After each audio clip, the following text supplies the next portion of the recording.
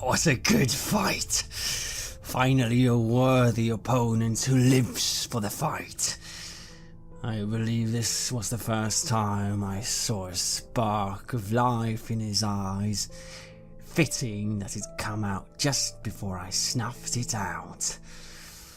Only I wish Roman hadn't intervened with his divine powers. There was a show of strength in that blast, whatever it was he did. I'll need to think twice before double-crossing him, lest I would be set on fire myself. Don't leave me again, he said to Irina.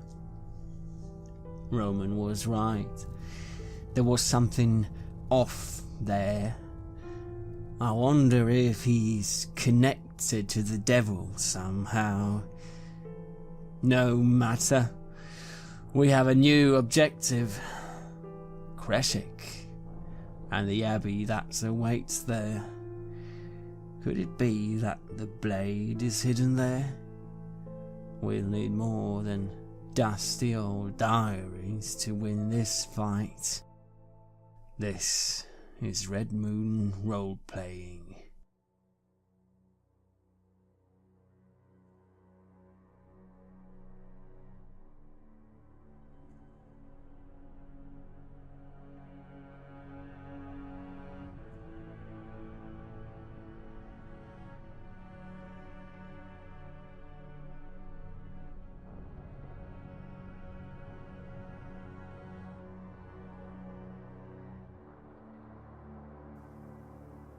You ride out into the night, the sounds of bells, of commotion echoing behind you.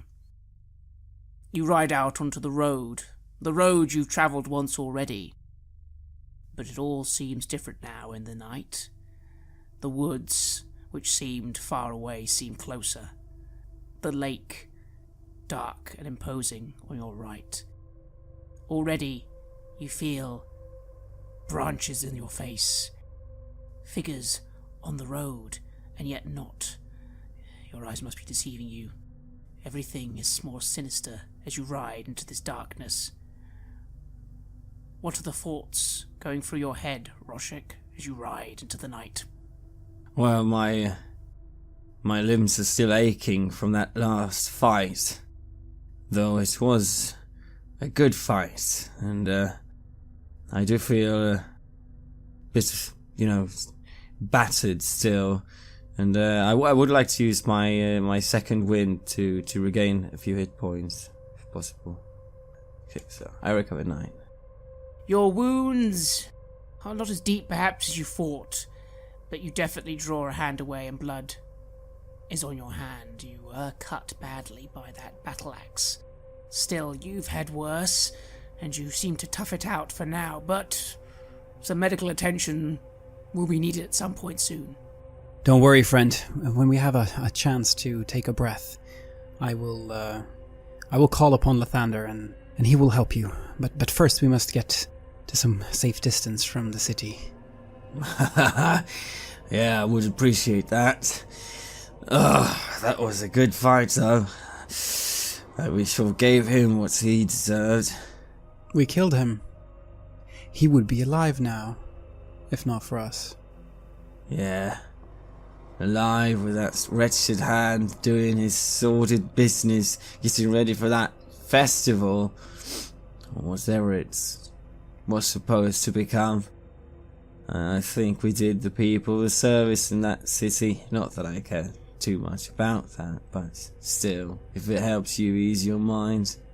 Yes, I don't know, friend. I don't know. We did take a life. That is always a thing of great weight, and a thing that should not be done lightly. I also think about the words.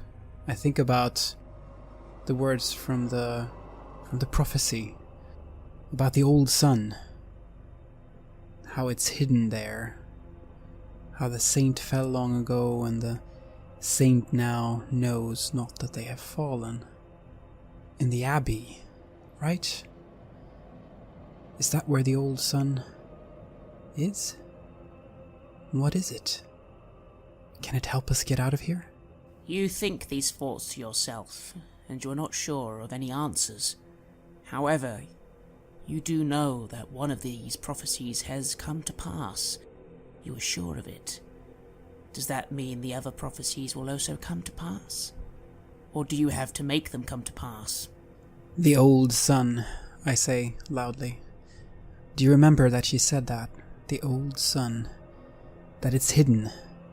With the monk in the abbey. Where the saint fell. The old sun? Yes, the old sun. They must be referring to...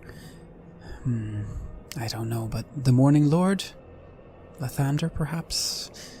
Something related to that, perhaps.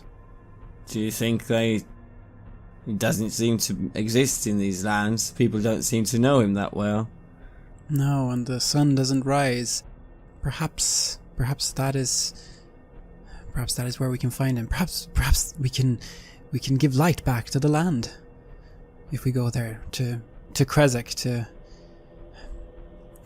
to the abbey. Irina speaks up at this point. She's been watching behind her for a while, although there seems to be no attempt to pursue you. The further you get away from the town, the sounds of the bell already are quieting down, and silence is taking over. She remarks, "It is not that we do not know him by that name. I took the liberty of asking the priest while I was there about your constantly calling him this Lathander. He told me that is a holy name. It is a name not spoken lightly. That is why, I imagine, most do not know him by this name you keep referring him to. He has also not been in these lands for hundreds of years, at least as far as I can see." But yet they worship him, yet they worship the Morning Lord. Is it the same god they worship then, just by a different name? She shrugs. "You tell me, priest. You tell me. I think many believe that he is still there and will return. I am afraid I have seen nothing to suggest that is true. But this abbey you mention, I think I've heard of it in this place called Krezek. Although Krezek itself is a place people don't go, except I think perhaps those Vistani they mentioned they go, and the wine wagons. They want to be left alone. I do not blame them." I haven't seen much churches in my travels. It's been mostly in the countryside. Do they look much in this country like they do, well, back in Faerun, where we come from? Well, we've seen the church in Barovia, yes? Yeah. There are similarities, but yes, there is something separating these places. Time, perhaps. Things develop, things happen over the centuries. I hold up my horse and I motion for you to stop. I think we have gotten far away enough now. Let me lay my hands on you and we can take care of those wounds. I rein in my horse and I welcome the aid. I close my eyes and I whisper a prayer to Lathander, then I make the movements and you see blue light shining from my hands as I lay them upon you, and you get back 17 hit points.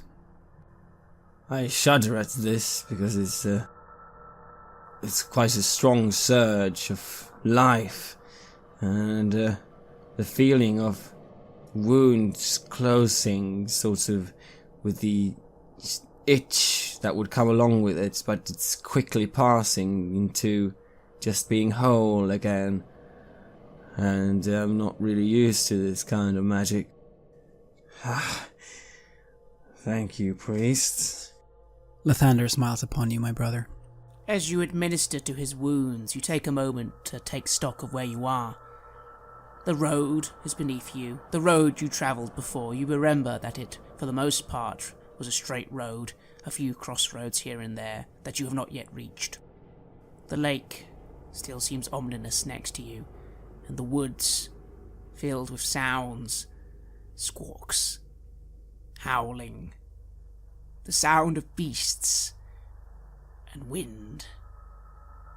A thick mist has already begun to descend around you now. Irina looks a bit uncomfortable as she remarks, "So, what exactly was the plan again? Where are we going now?" Let us try and make our way towards Kresik, perhaps, towards that tower that the half-elf mentioned, perhaps, or a Vistani camp in the vicinity. Perhaps they will be as welcoming as those we met before, but I do believe that we need to be on the move.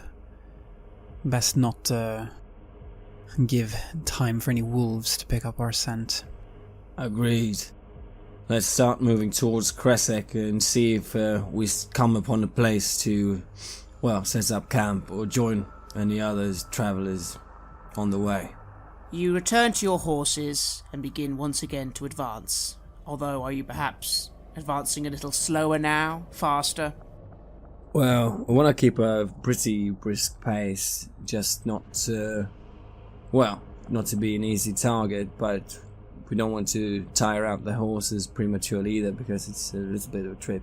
Yes, we do need to ensure that we don't ride onto anything that might make the horses trip or injure themselves. I do cast light as well to just light up the road ahead of us so that we see clearly the road. We don't end up into anything that may harm us or our horses.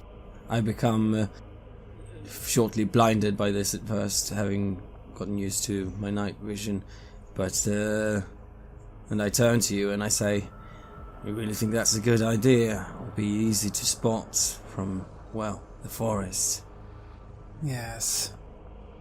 I suppose that is a risk that we are taking, but at least this way, we see where we ride and perhaps we can keep a little bit of a brisker pace. You begin to ride at this pace, and it's only a few more minutes before suddenly you do notice something in the otherwise darkness of the night.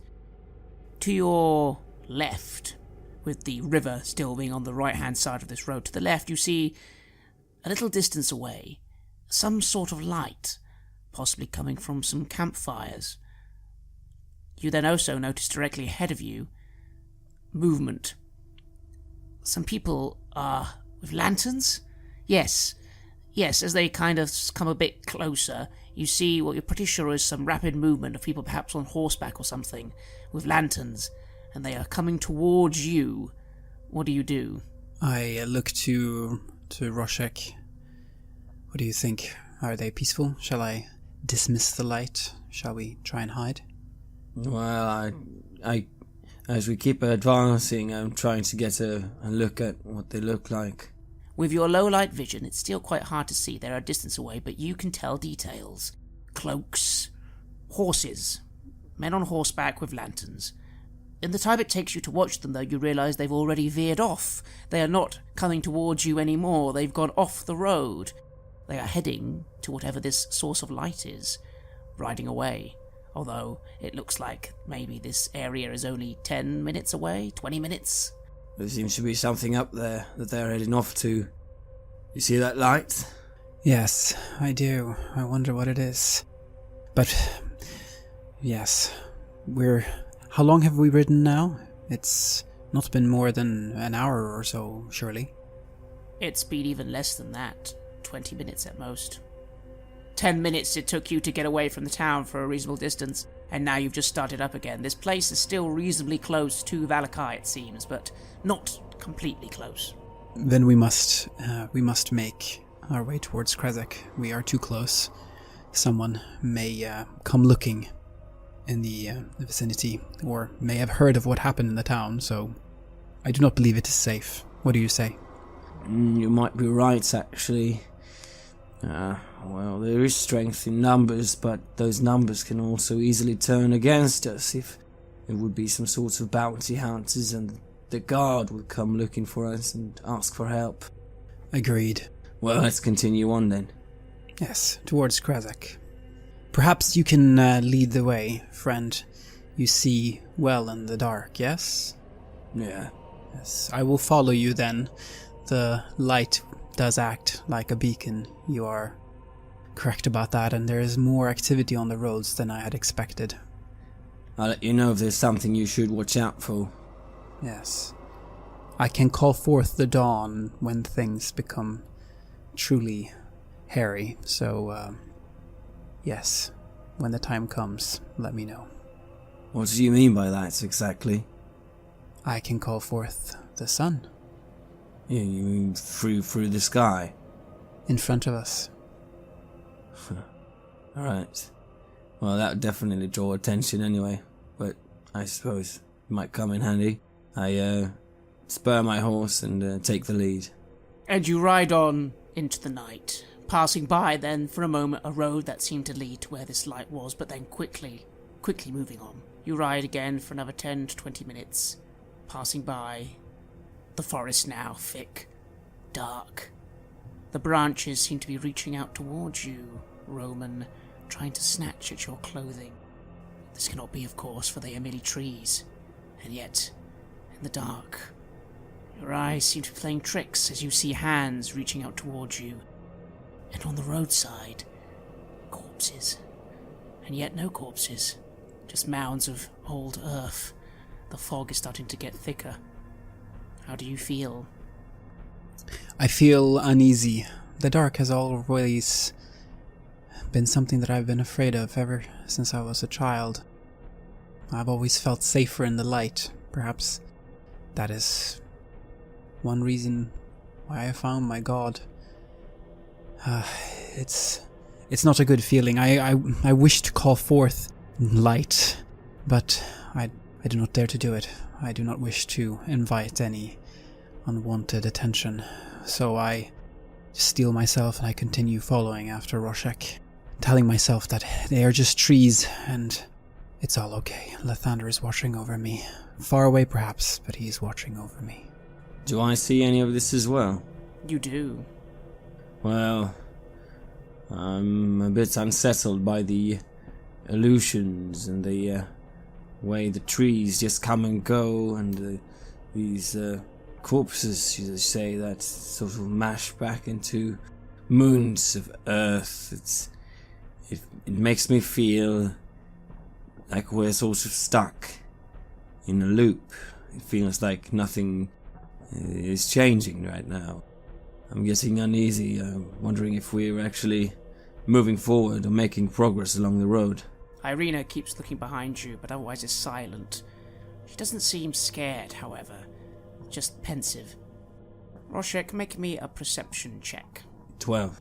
After a few more moments, you continue riding forwards, and then at the very corner of your eye, on the lake, which, by the way, you've now almost cleared, it doesn't go on forever, the Great Lake, you think, did you see a flash of light? A very small flash of light, but you can't really quite tell if you actually did or not. Maybe it's another illusion. Already you're riding on. What do you do? No. I slow down a little and I look again. You stop and look out over the lake. It goes for quite some time. It's quite a large lake. You're almost at the end of it now, though, after your riding. And yet, you're pretty sure you can see a little tiny light somewhere just starting to go out into the lake. It's very small, though. Maybe a lantern. Again, this is your focus on it quite intently, and it's only because of your low light vision that you're even able to pick it up. Roman would be able to see nothing at this point. As I have stopped, seeing as Roshek has stopped in front of me. Do you see something, friend? There's something moving out there, and I point towards the lake. There's a little light. Maybe someone is going out on a little boat. Lights on the lake, you say? Yes, perhaps night fishing? It would be nice if it was just that, yes? Well, I do wonder. What is out on that lake, do you know, Irina? She looks out and just remarks, I suppose this is Lake Zarovich.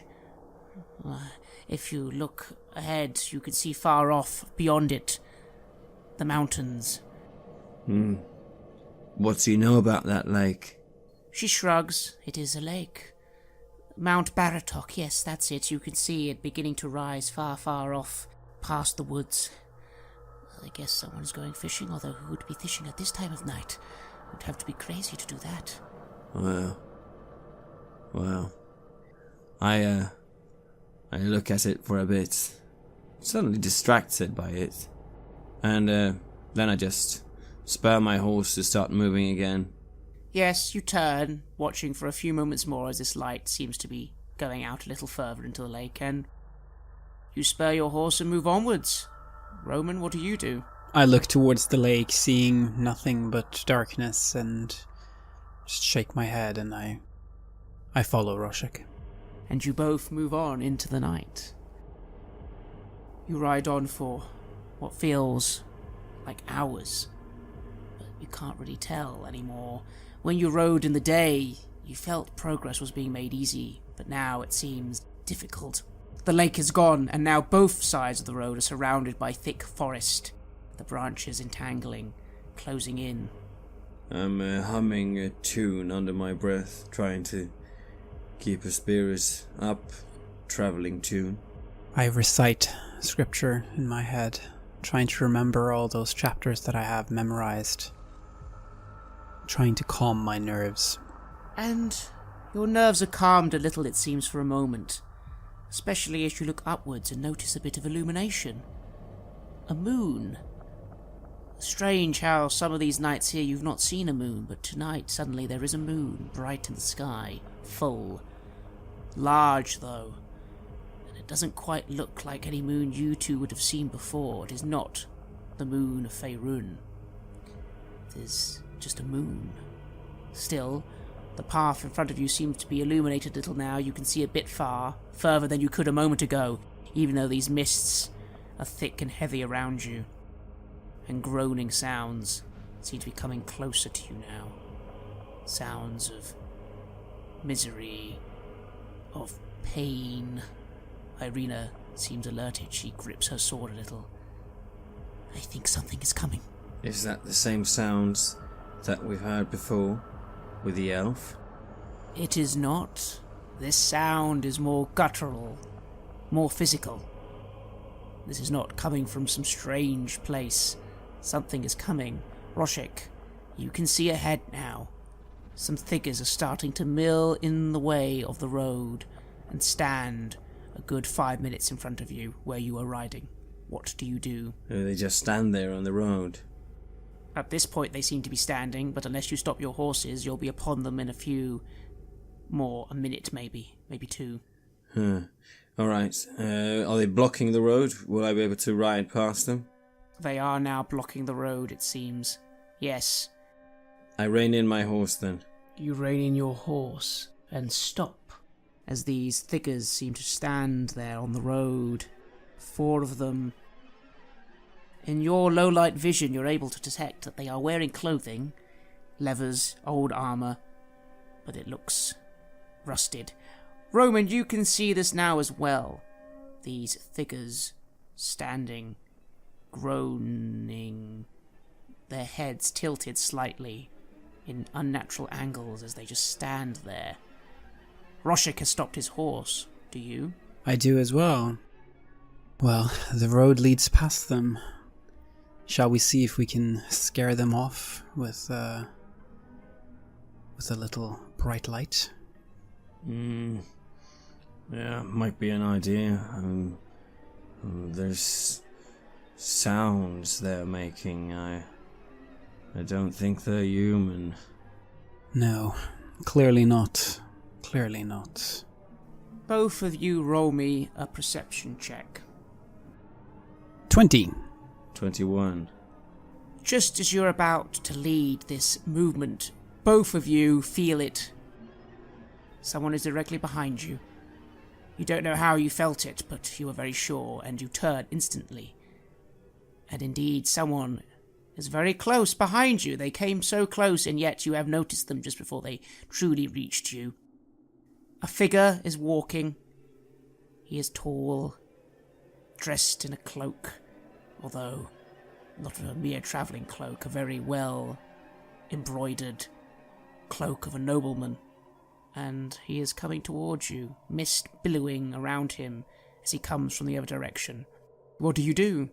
You have not been surprised, that is for sure. I draw my sword, and I say, "Stop there." I await a little bit to see if this man reacts towards Roshik speaking to him. If he does not stop, I intend to bring forth the light. The figure stops. As he does stop, you notice movement behind him as 5 wolf-like creatures follow in from the forest, coming in to support him from behind. Once again, Roshik, you are familiar with these dire wolves. Their muscular backs, their glowing red eyes. Truly a nastier form of wolf. And your military thinking again clicks in that you are now surrounded on both sides, except of course the forests that could still be ridden into now, but of course they are unknown and thick with trees and other obstacles. You can't see well in this darkness, but the roadway at least now has been successfully blocked off both ends. Right, so they stopped and the wolves are coming out. Alright, I try to make some sort of judgment call here, or if I think if this is a fight that we could take. You don't know. They have you cornered. You could just ride immediately, riding through whatever these things are in front of you, but would one of them get your horse? Would one of them pull you down? There are factors there you can't accurately predict. The figure has stopped, though, at your command. Who goes there? I say. State your purpose.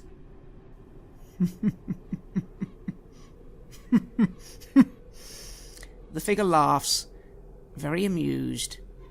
He is very calm as he steps forward one more step or two, slowly though, and raises a hand. Come, friends. I do not mean you any harm. I have merely come to collect what is mine. It is time. What do you mean, collect what? And I look towards Irina. Irina reaches for her sword and her eyes go wide. She grits her teeth, seeming ready to pounce into battle. The figure tilts his head and remarks softly, I was hoping you would enjoy the festival, but it seems that is not what you wish. I understand. It would have been a foolish festival anyway. However, he then turns to you, Roman. You are doing my lady a great disservice carrying her out into the middle of the night. The roads of Barovia are not safe. There are many dangers out here. No, it'll be best if I take her now to safety, you understand? The night? Who said anything about night? I say, and I close my eyes and I make the prayer to Lathander. Call forth daylight, I say, and I cast the spell with that name, and a 60-foot radius sphere of bright light starts shining from my mace as I hold it forth. I of course have no idea whether or not this will have any effect at all, but I figure that these creatures do not seem to like the light very much. If nothing else, perhaps it will surprise them and give us a chance to move on and yes, make our way past those creatures on the road ahead of us. We're not going to give up Irina, that is one thing that is for sure. And your light shines forth, radiant, bright, searing the darkness around you. The wolf creatures seem to sear back.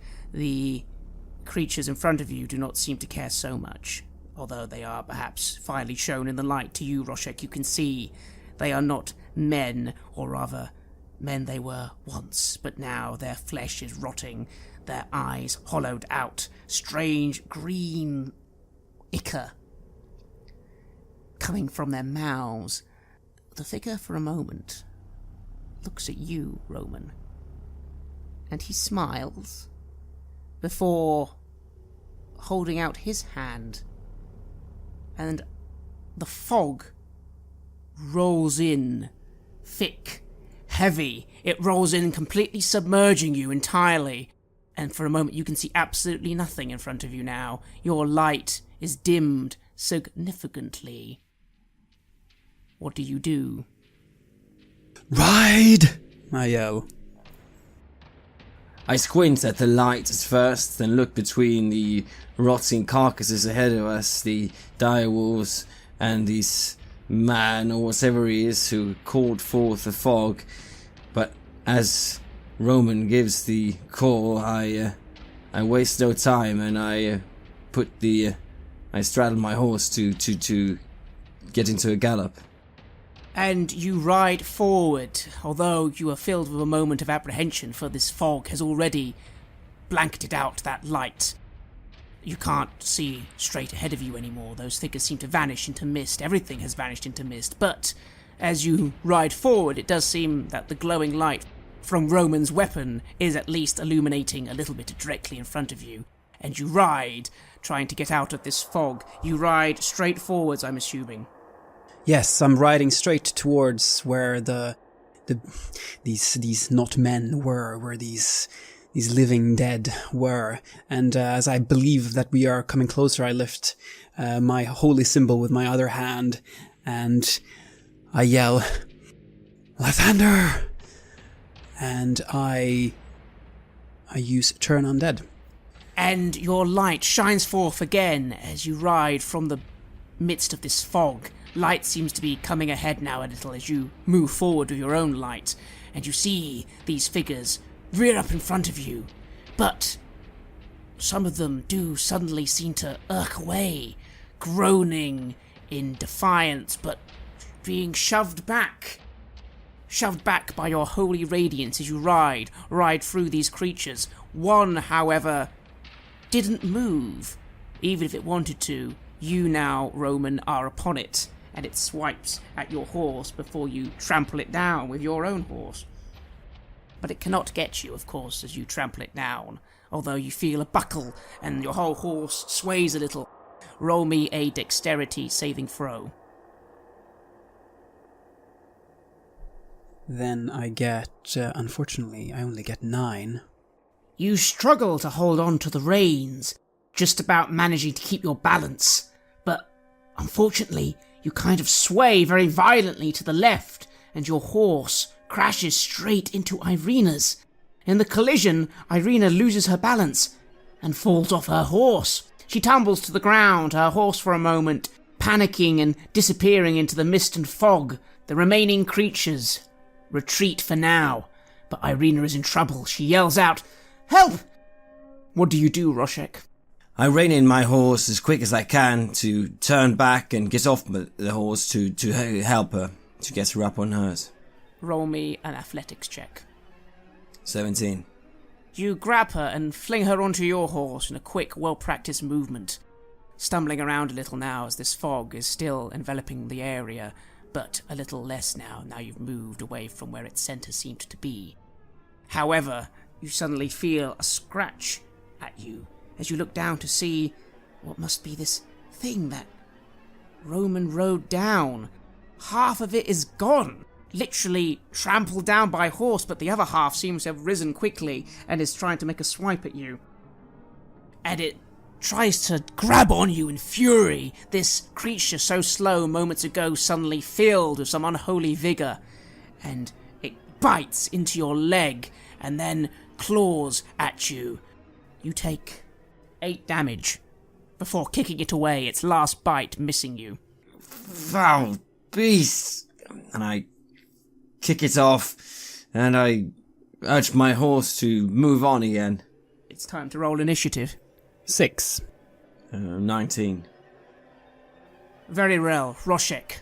Irina gets you onto your horse. She seems fine. merely shocked at the sudden fall, but it wasn't too bad, it seems. You've kicked this thing away and it sort of staggers back. You are still in this fog, although you have moved out of its radius, you see, and it seems now more behind you than in front of you, although it's still dim. The light is also quite strong. Where you are, it still goes on, I believe, for a few minutes, yes? For a full hour. Full hour. Glowing from Roman. Roshek, it is your turn. Irina has come upon your horse, fine, only seeming a little worse for wear. You notice that her horse, though, seems to have vanished now into the darkness. You can't tell where it's gone. I look around trying to spot it, but the fog is too thick, and I, of course, see the light spreading through the fog, but it doesn't make it easier to see through it. I try to see the road under me and get back in the direction that we started riding. And would it be safe to say that you gallop forwards, maybe using a whole movement action to dash, as it were? Yes. Get out of the situation as quickly as possible. And you ride forward, spurting into the night, away now from this fog, although it doesn't really seem better in front of you, but at least it's not quite as thick. Roman, you are about to move as well. However, you feel then a presence coming swiftly behind you. Roman, you turn for a moment to try and look back into this darkness that you've now left, the fog, and you turn just in time to see a massive bolt of fire streaking directly towards you. Make me a dexterity saving throw. 14. You have a moment of horror as you realize there is no way you can get out of this raging fireball that approaches you. And brace yourself as you are surrounded in flame. Take 20 fire damage. I scream in pain, but I am still on my horse, and I just continue trying to move away. And my entire body just hurts, and my face is likely seared from all these flames. Yes, the pain is intense, horrific, as you are literally on fire. Yet you are somehow able to pat yourself down a little, and on your turn you rush, riding, both of you now clearing at least 60 feet as you ride forth into the night. As you ride forwards, though, Roman, you look down at your horse, and to your horror see that it was caught in this attack. Roll me a dexterity save for your horse. 15. The horse is whining in agony and pain, covered in burns. You manage to stagger maybe a few more feet, but then it falls, taking you with it. You stumble to the ground, both of you. Your horse whinnies and dies. It was too much, the inferno it suddenly found itself engulfed in. You stagger up and get on your feet. You can still move, though. What do you do? It's your turn. Realizing that I'm almost dead, I lay my hands on myself, and I pray to Lathander to heal my wounds. I believe I will need this to be able to continue. So I cast Cure Wounds, and I return 12 hit points to myself, feeling reinvigorated, somewhat at least, yet I am still wounded. And then I just try to move as far away as I can, trying to find Roshek, perhaps, just trying to make it away from these horrible creatures. With your glowing light of a turn undead, they do not seem to be pursuing you. The one that didn't move seems... Can you see him? You see two halves of something crawling about on the road, but they seem disorientated. As you move, though, only able to move now 30 feet at most because of your other action, you see something emerging, charging towards you. It is moving quickly. It's already keeping pace. Roshek, it is your turn. What do? You turn to see that Roman has fallen. There was fire and heat, and already something is closing in on him quickly. I turn around and I let out a loud whistle to try and whistle to Irina's horse to see if I can make it come back and hopefully find its way to Roman. And then I start making my way back to get in between whatever's between him and, whatever's coming for him, if it's malevolent. You ride forwards, seeing your friend fall to the floor. You make out this whistle, and somehow a horse does indeed emerge, coming towards you. Irina notices it and jumps upon it. She looks panicked, though. She remarks, "Wait! I can't leave you alone!"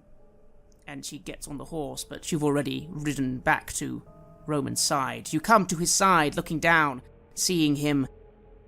He is in trouble, Roman. He is covered in burns, although the healing magics at least seem to have healed the external burns, but he is panting heavily. He's injured, and something is coming towards you. This was your movement. You still have an action. I ready my sword and shield, waiting for something to come out of the mist.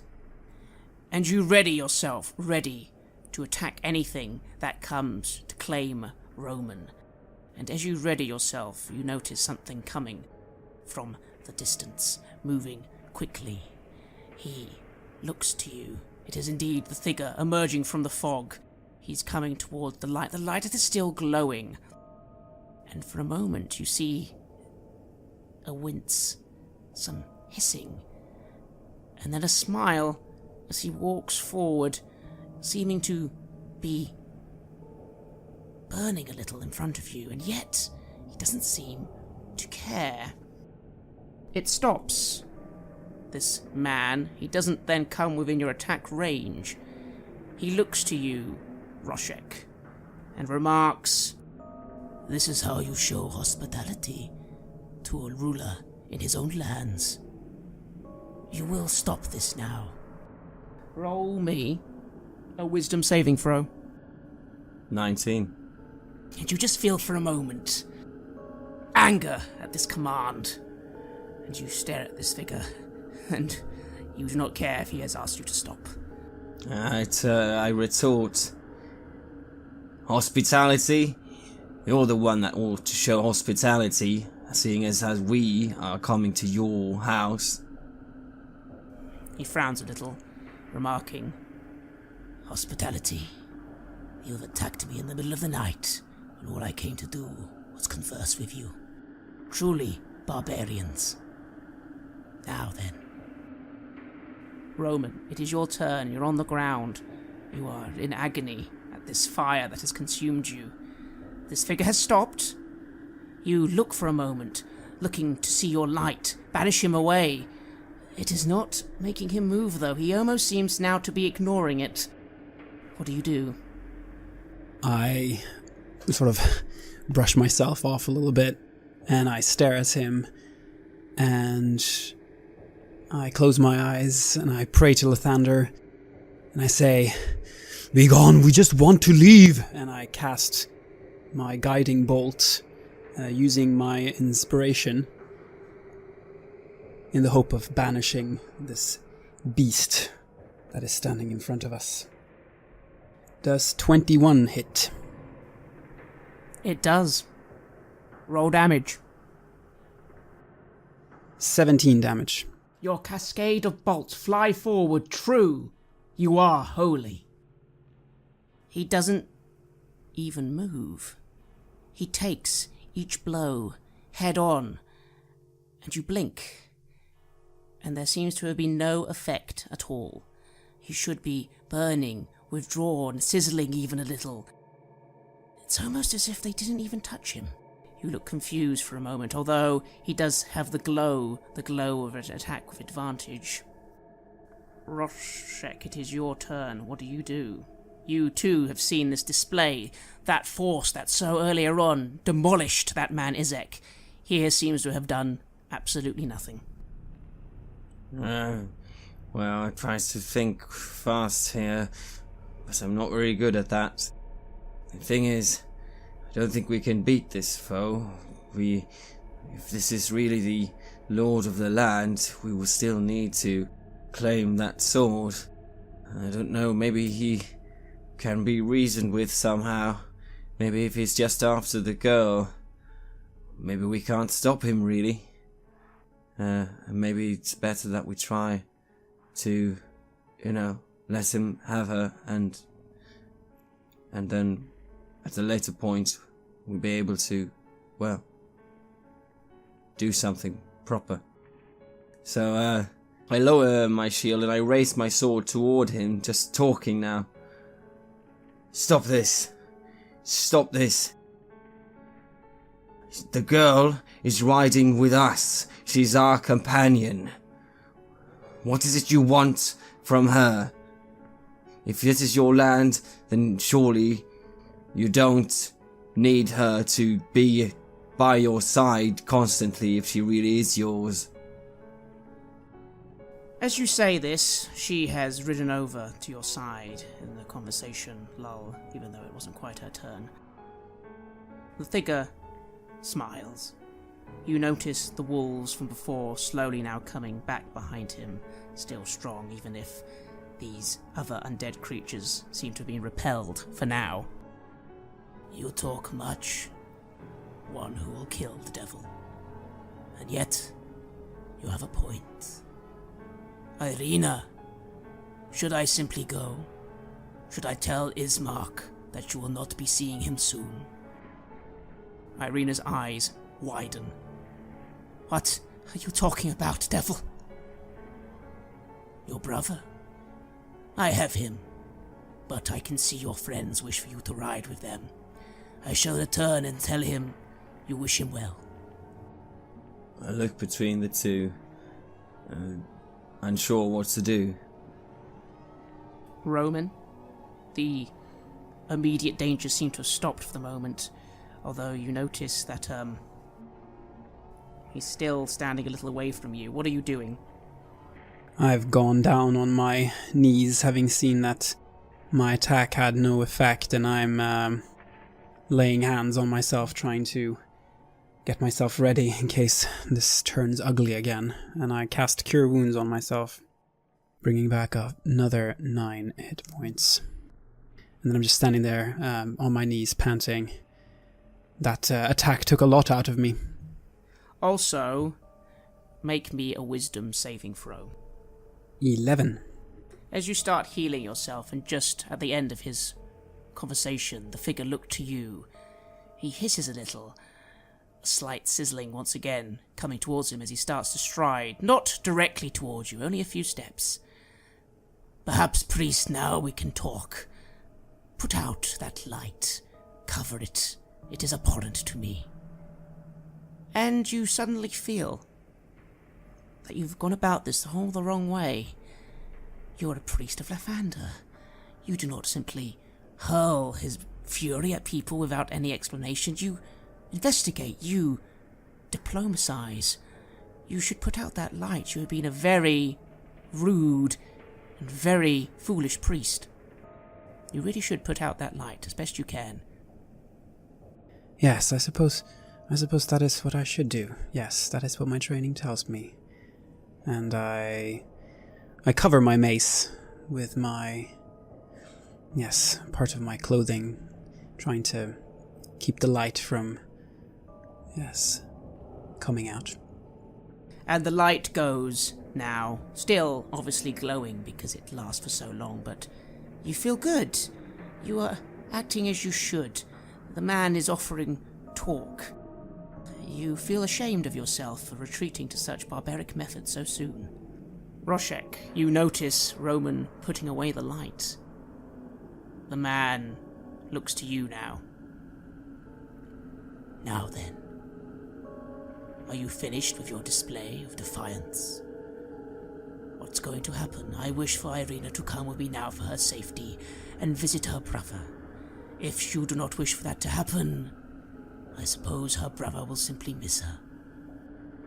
I grind my teeth in defiance, but I don't think this is a fight we can win still. And I say, Well, that's her choice. We will stand with her either way. He nods. The sizzling, that smoke you thought you saw, vanishes completely now that light is no longer present. He is once more facing you confidently. He looks to Irina. The wolves back him from behind. The mists coalesce around you. She looks to the pair of you. No, I understood this would happen. You too must run. Go, I will, she raises. What have you done with Ismark? I demand you answer me. I will kill you before you ever lay a hand on... And she stops speaking as he looks directly towards her. Her demeanor changes. She frowns to herself. Suddenly much quieter. Where is Ismark? I have told you. I have him now. If you like, I will take you to see him. He puts out a hand. Of course, you must come with me, Irina.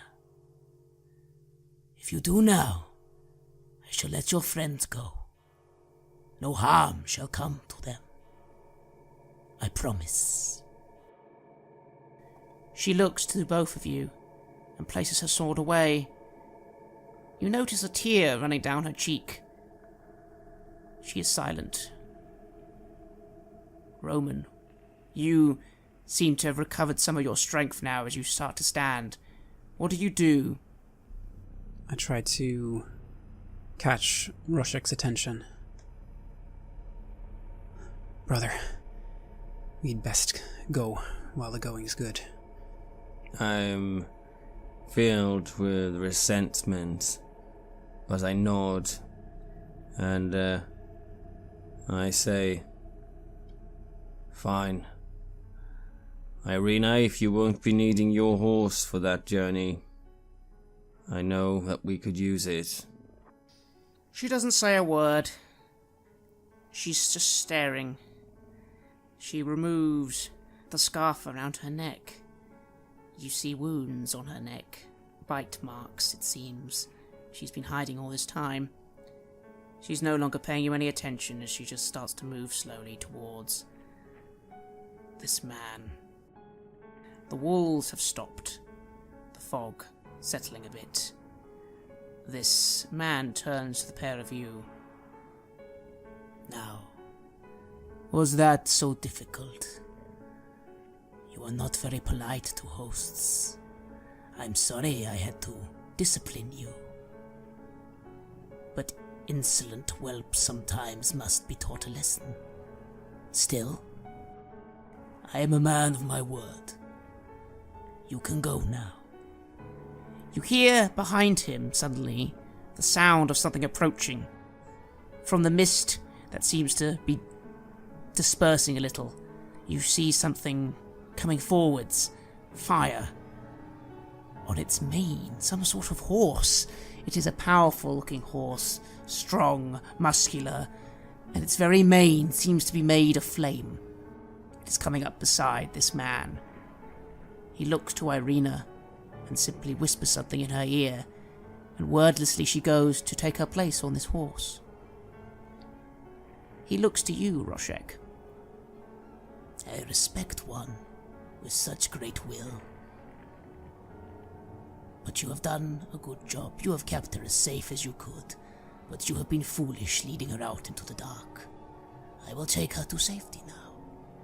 Feel free to go where you wish. I will summon you in time. Friends are always welcome at special events after all. What do you do, Roshek? I stand there, tense.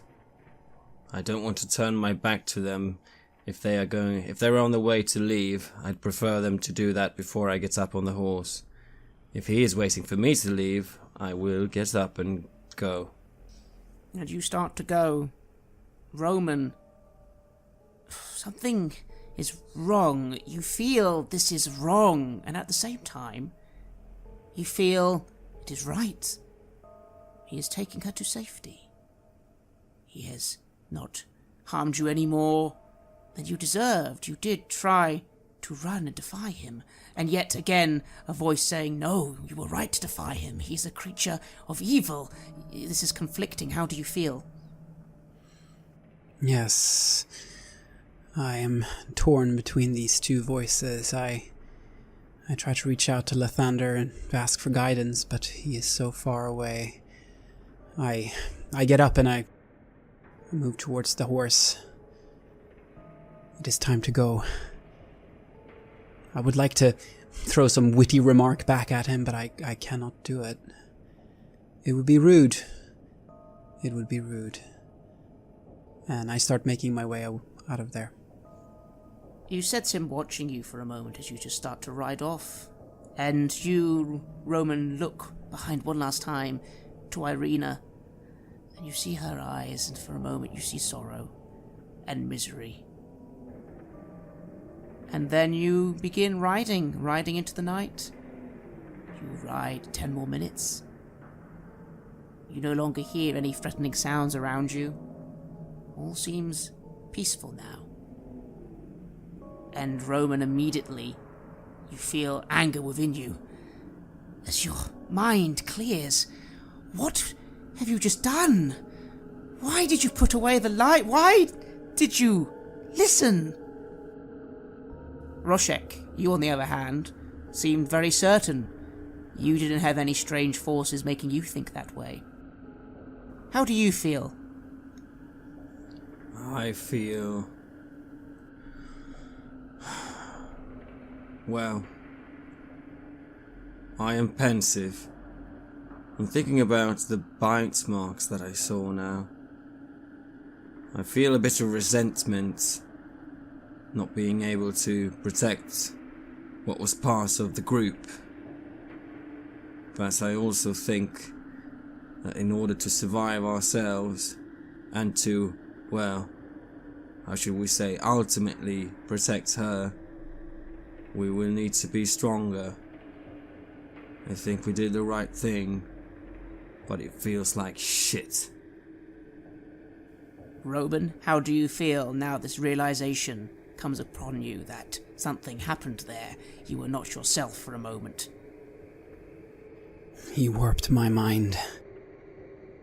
I feel defiled. What I did went against everything that I believe in. I left someone behind. It does not sit right with me.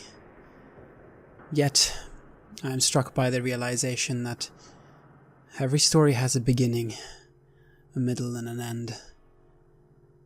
And this is not the end. I tell myself, this is not the end. Do you hear that, Roshek? This is not the end. We will get her back. I grunt at this. What I know is that fight was a fight that we couldn't win.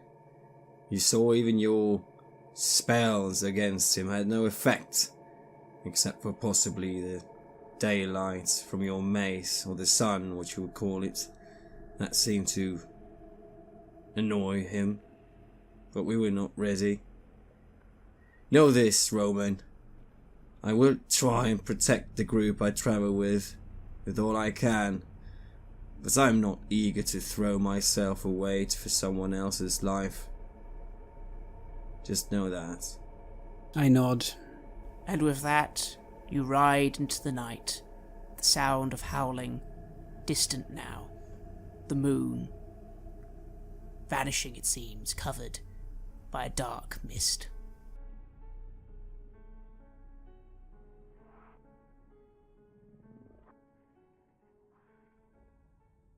You have listened to an episode of Red Moon Roleplaying, where we play the campaign Curse of Strahd for Dungeons & Dragons 5th edition. Curse of Strahd was designed by Christopher Perkins and based on the adventure Ravenloft, written by Tracy and Laura Hickman in 1983. Dungeons & Dragons is published by Wizards of the Coast.